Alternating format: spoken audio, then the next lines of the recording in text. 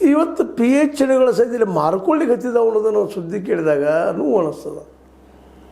ಒಂದು higher education ಮಾಡಬೇಕಪ್ಪ ಅನ್ನುವಂಥ ಒಬ್ಬ ಸಾಮಾನ್ಯ ಮನುಷ್ಯನು, ಒಬ್ಬ ಬಡವ ಇವತ್ತು ಅಸಾಧ್ಯದ ಮಾತಾಗ್ಯದ. ಶಿಕ್ಷಣ ಇದು ಬದುಕಿನ ಬಹುಮುಖ್ಯ ಅಂಗ.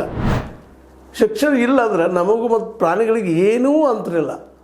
ಶಿಕ್ಷಣ ನಮ್ಮನ್ನು ದಾರಿ ಮಾಡಿದಂಥದ್ದು. ಅದು ಶಿಕ್ಷಣದ ಸಂಸ್ಕೃತಿ ಅದ, ಇತಿಹಾಸ ಅದ, ಭೂಗೋಳ ಅದ, ಯಾವುದಿಲ್ಲ.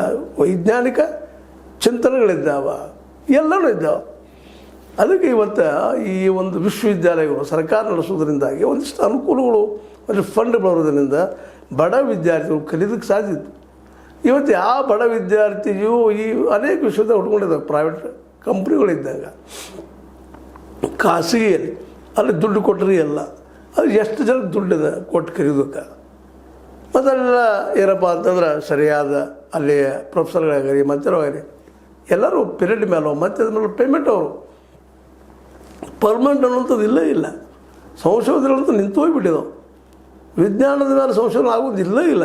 ಯಾರು ಹೇಳ್ರಿ ಇತ್ತೀಚೆಗೆ ಒಬ್ಬನಾದರೂ ಇವತ್ತು ಏನು ನೋಬೆಲ್ ಬಹುಮಾನ ಪಡೆದವ ಇತ್ತೀಚೆಗೆ ಈ ಒಂದು 10-20 ವರ್ಷಗಳಲ್ಲೇ ಇಲ್ಲ. ಯಾಕಿಲ್ಲ ನಮ್ಮಲ್ಲೇ ನೋಬೆಲ್ ಬಹುಮಾನ ಯಾಕೆ ಪಡೆಯೋಕ್ಕಾಗ್ತಿಲ್ಲ? ಸೈನ್ಸಲ್ಲಿ ಯಾಕೆ ಪಡೀಲಿಕ್ಕೆ ಆಗ್ತಾಯಿಲ್ಲ?